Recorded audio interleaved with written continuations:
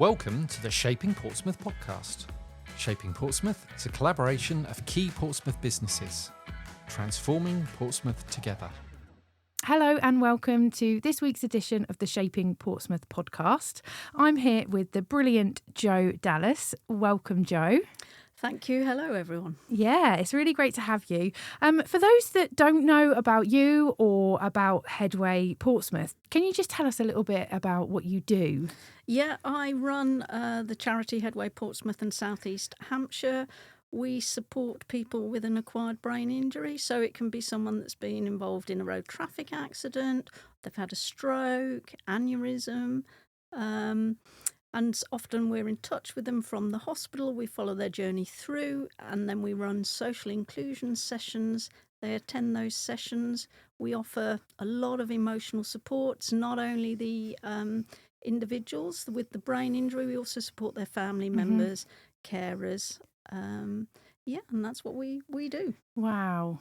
And I'm just thinking about, anyone that has an injury, like how much of an impact that must have, not just on their lives, but their family and the people around them. So within that one injury, there's a lot of people to support, right? Yeah, it turns everyone's life upside down. And what we've found over the years is, all the focus really, and so it should be as the person that's got the injury. Yeah. But also, we offer a lot of support to the family members because their life is also turned upside down. Often they've lost the one that they love, and they come back a different person. And, they're discharged from hospital with sometimes not that much support. We often get a phone call going, help. I don't know what to do. Yeah. And that's where we offer the emotional support and just advice, really, so that they know how they're feeling is normal, but there's also help out there that will help them get through it all. Yeah, it sounds like such a worthy charity, Jo. And we connected recently, didn't we? So you joined Shaping as a member. Yes. And we're so happy to have you as part of our kind of network and community because until that sort of happens and until we had that conversation, I just didn't realise how much work is actually happening in the city to support these people and their families. So how long have you been in the role, Jo?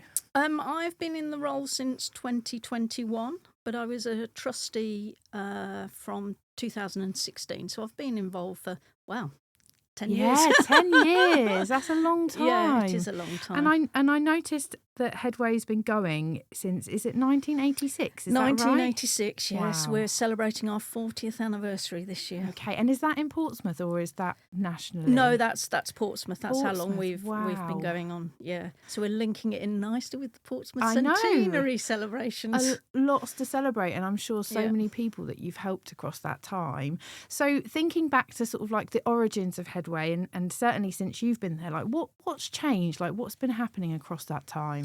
I think for me, I took over in 2021, but I think prior to that, I know that a lot of the service users, it was statutory funding. Okay. And that stopped a good sort of 9 years ago. And then before I was there, Headway Portsmouth had to refocus and redo sort of their business plan. And that's where we changed the business model that we do. We rely heavily on grants, donations, but also we had a lady that was on sabbatical from B&Q, and she set up 4 charity shops, which worked really well. So unfortunately, two have closed down, but we've still got 2 running, one in Cosham and one in Fareham. And they do incredibly well, amazing, and the staff there are incredible, and so that helps us as a charity. So any sort of profit gets put back into the charity, so that helps us big time. Yeah, I'm sure it does. It's not an easy time, is it, for charities? No, I mean, you speak to anyone that is running a charity. We've all got the same concerns, and it's hard. I mean, I don't want to pass on costs to our service users. I mean, With our social inclusion sessions, we charge a small nominal fee, but that doesn't cover even 50% of our overheads, really. Sure. But yeah, it's just lovely. Honestly, it's a lovely sort of role to have. Yeah. So talk to me about that. What are some of the joys that you experience as CEO? Well, it's meeting our service users. They are such lovely people. And the sessions we run, honestly, I come out of them with such a good feel factor. Sometimes I feel guilty that I'm there joining in with the sessions because it's such a nice feeling. But also part of my role is to get to know all the service users. Sure. And to be quite honest, I know most of them, by name and by site. And we've got sites not only in Portsmouth, but we work over in Gosport and up in Petersfield as well. So we're quite a broad area. Yeah. Well, I guess there's lots of people to support, Do you know how many sort of service users the charity helps? Yeah, we've got we probably have about 130 service users that regularly attend our sessions. At the moment, we've got 100 referrals that 2 of my members of staff are dealing with. That's not including sort of the carers and family members that they're also doing. So, yeah, it's busy, and we're a very small team. I'm the only one that's full time. Everyone else is part time. It never ceases to amaze me. Like I worked at Spark for a time, and pretty similar. It's always a small team, but just with the biggest hearts and just trying to help as many people as possible. And it just doesn't make sense sometimes, like the size of the work that you want to do and how many people you want to help and actually who's making it all happen. Is that it doesn't seem balanced to me sometimes. No, I agree. It's just getting the right people. I mean, I've been so lucky with the staff that I've got. And it's sad when some of them move on. And we always try and get, someone that we kind of know or will fit in. And one of the big things I've done, I employed one of our service users. Okay, and great. He runs our young persons. He's a young persons lead, and that's been lovely to see. Sort of give sort of a new lease of life into him. So he believes that he's got the ability to sort of hold a job, and it's only part time. Don't get me wrong, but it's lovely, and he's just so inspirational to the youngsters and actually to other people within acquired brain, just because he talks so openly about his experience and he can relate to them. It's lovely. Yeah, and just to give people that hope, really, like you can have a job or you can contribute back to the community. Like it doesn't have to define you what's happened to you. Like you can choose, to reframe it in a different way. I think that's the biggest thing. I think our sessions that we hold, it was to make everyone, I just wanted the sessions to be like a normal session that we would go to on a weekly basis and have a laugh and a chat with people that are like-minded.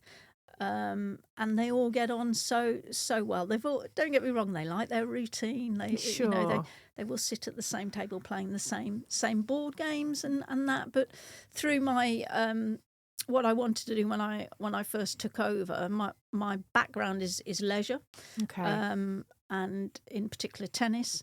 So I wanted to enable them to sort of participate in more sporting activities, and we are based at the Mountbatten Centre. Okay. So it makes perfect sense that we do some leisure activities. So they do seated chairs. So we're linking with BH Live and their GP referral team, the gym. We also have a session over at the tennis centre. So it's lovely. And sometimes we've done swimming. We've tried cricket. I just like to sort of try everything with them. Well, to keep moving, there's so much that comes, for your well-being, being outside, for example, being in nature, moving, all of those things are so good for you, aren't they? Yeah. And that's what I think is so good. Like some of the individuals, it's like, oh, I don't want to do that. But then when they start to do it, they appreciate and they can see the difference. And one of the biggest things we found, that particularly when we were doing tennis, I mean, we've been doing tennis for about 8 years now, the sort of partners or carers said that the individuals just came home more relaxed, tired, but they slept well. Yes, which is a really, really good thing for them as well. So they had a really good night's sleep because actually they'd done a bit of exercise, they were tired, but in a positive way. So yeah, sport was amazing. So we've got a routine now where they do set things each week, which is brilliant, and it works in Portsmouth. Yeah, so it's great. And it's good you've managed to sort of weave in your like previous roles in your new role. Yeah. I love It's that. lovely. Yeah. So talk to us a bit more about like what does the support you offer look like? So if someone has an injury, like talk me through kind of like the steps that are involved. Yeah, okay. So let's say from the start. So I have a colleague that will go up to the QA hospital. She's managed to forge relationships with the hospital and the ward. So she goes up onto the ward where they have people with an acquired brain injury. She will liaise with the staff there and also the family members. And that's where I say, because the person is too ill usually in the hospital, she will liaise with the parents or the loved ones. And just sort of offer them that emotional support, and also to make them aware that when they are discharged, that we're there, there's still help, and we're there to support them all the way through.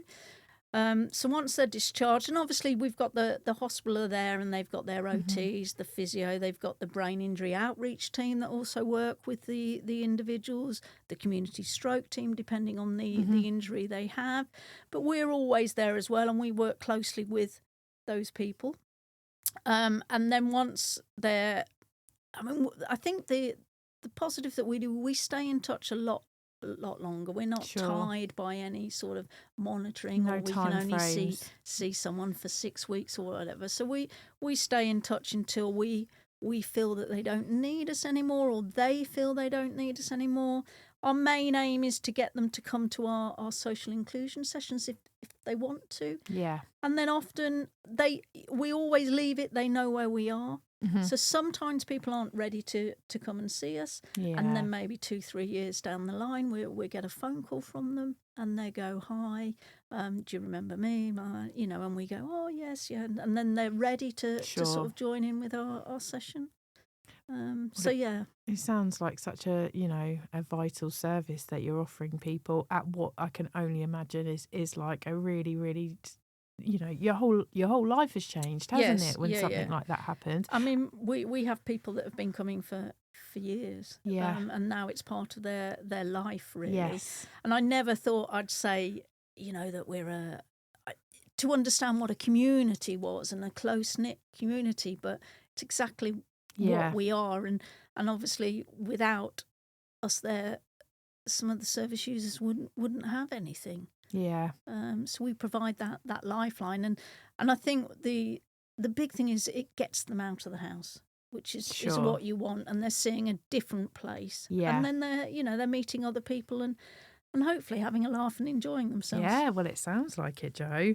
I wonder. So talk to me about how are you funded? How does that work? Predominantly funding it's through grants and donations. We have a couple of people are funded by Portsmouth City Council or Hampshire County Council, depending on where they live. But I say a couple, and it is just a couple. Sure. And then we do charge a small fee for people that come along to our sessions. But, as I say, it doesn't really cover our overheads. And I remember when we spoke before and you were saying sometimes it doesn't seem like the right thing to do to be able to charge people for certain sessions. Is that right? Yeah, it's more for... So with our hospital project, I was lucky enough to get National Lottery funding for 3 years, and that's coming to an end at the end of May. Okay. And it's really hard. We're asked, can you make it financially sustainable? But unfortunately, with something like that, it's like people are just discharged from hospital. We just don't feel that we can go, we're off you support, but it's going to cost you. So, we haven't even put a price on it because we don't want to do that. It's a sensitive time, isn't it? And a vulnerable time. Yeah, but again, it's hard though because we need to find funding so that we can continue that service. And I always knew that 2026 was going to be a difficult year for me because I need to try and find funding, even if it just funds these 2 positions for another year. Sure. It's just hard. But every charity, everyone I speak to is in exactly the same position. I think the difficulty is we're all going for the same money pots. Sure.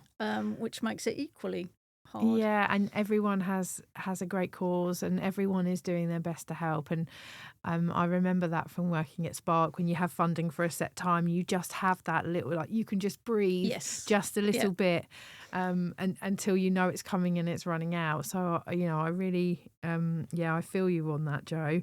So is that the kind of biggest challenge that you would say is facing Headway right now? Yeah, the biggest challenge is the funding and the grants. I mean, I continually apply for grants.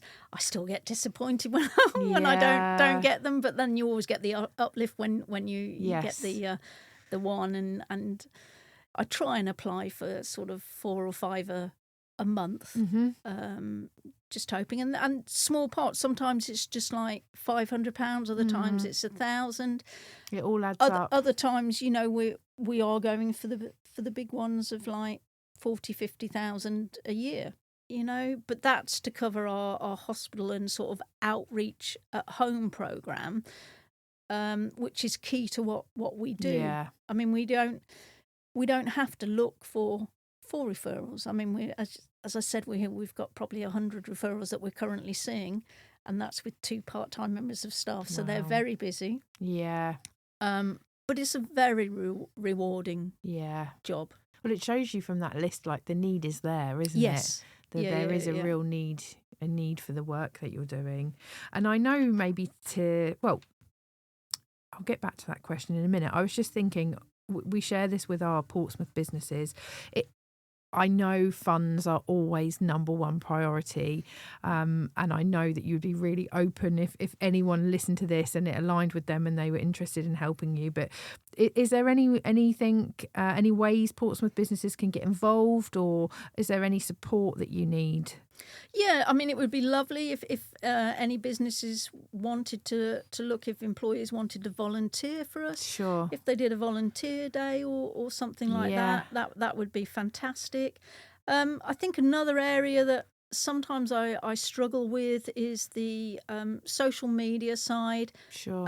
I don't understand. I've never done it actually, which is crowdfunding. But I think having, if someone out there knew or could advise or help in that area, because we're looking at doing more fundraising events, and I think crowdfunding would certainly help.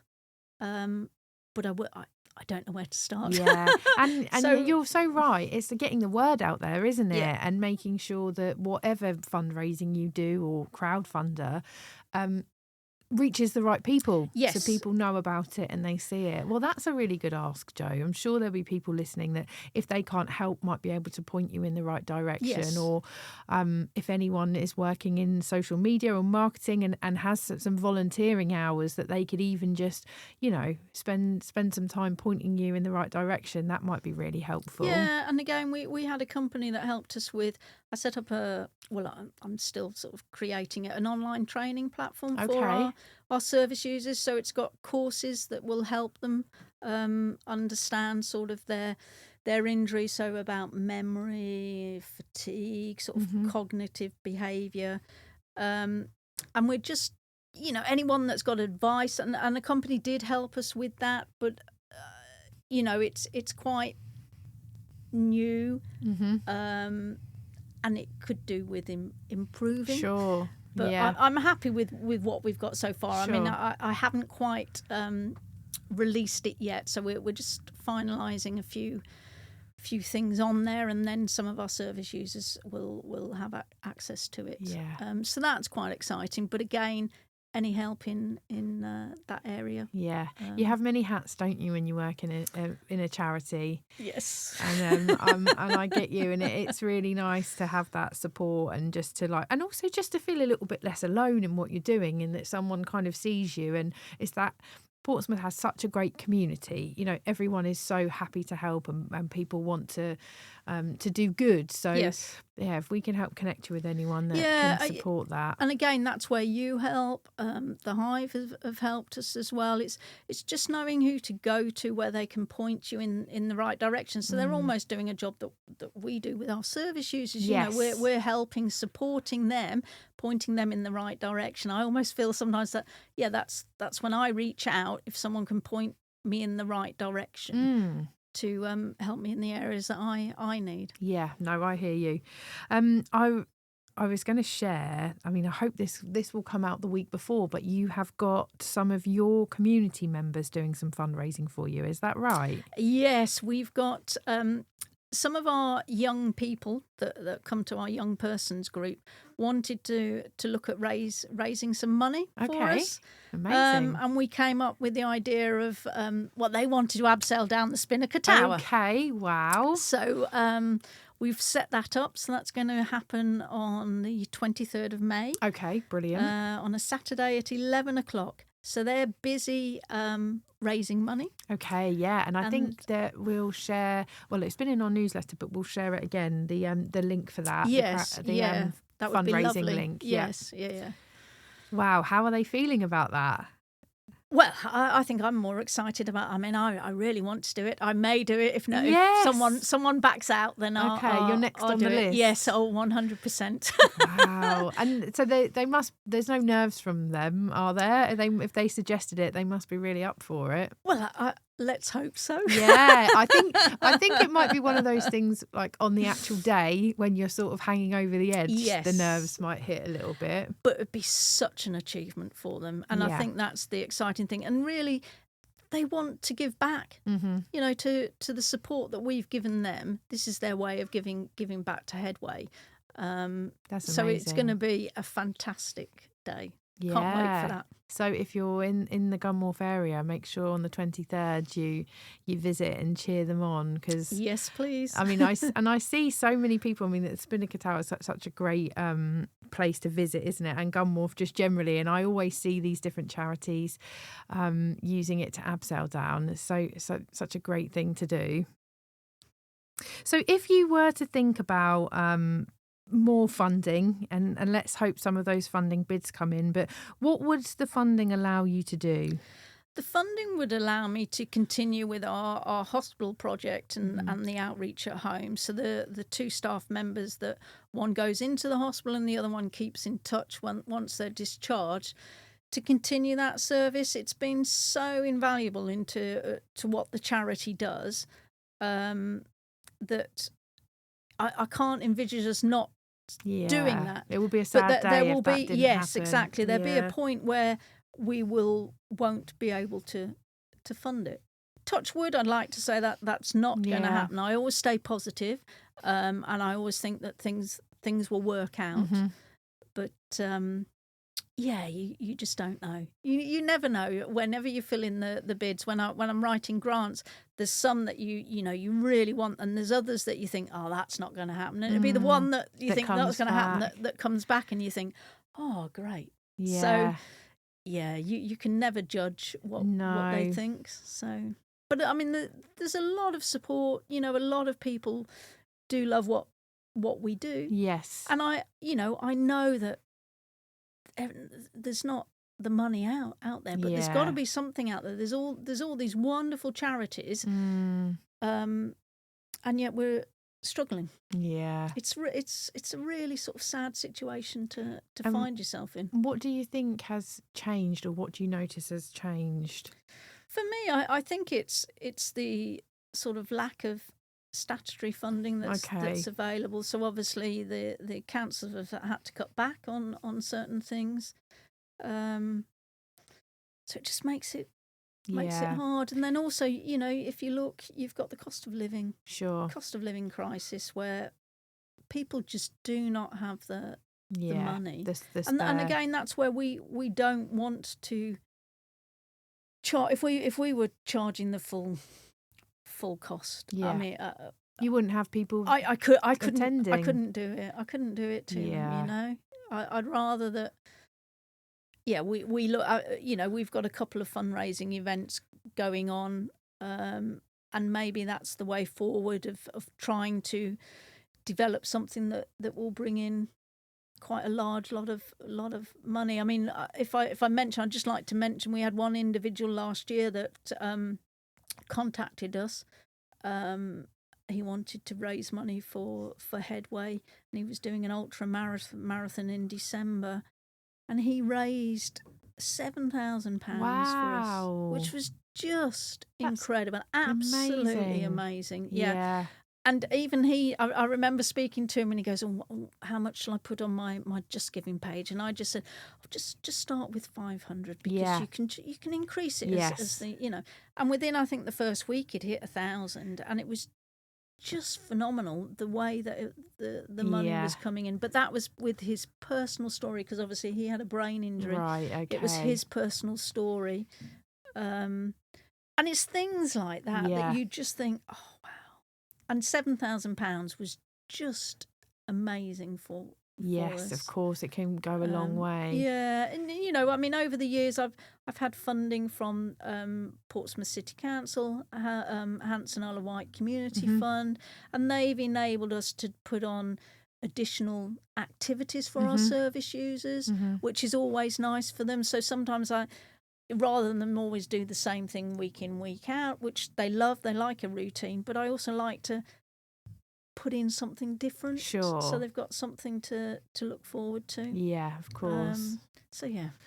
Well, that's I was just thinking about, we have so many kind people in the city that do fundraising challenges, and I think how wonderful if people were to pick a different charity each time, so that you can make sure that you're kind of spreading your fundraising out across all the brilliant charities in the city. That would be amazing. But it's so hard. People have got, they've got something personal to them that means a lot to them. And as I say, this individual that raised that money last year, I mean, that was personal to him. He had that personal experience, and I guess because of that probably encouraged people to want to support and fundraise, because it obviously spoke to people about what they were doing and why they were doing it. And I hear you. I've learned. I think if you've got that personal story, and I think it's different. So if I was going to do a fundraising event, yes, I'm the CEO of the charity, but it's not quite the same as someone that's gone through that brain injury and has got that personal sort of touch to it. No, I hear you, Jo. It's been so great to chat to you and learn more about Headway.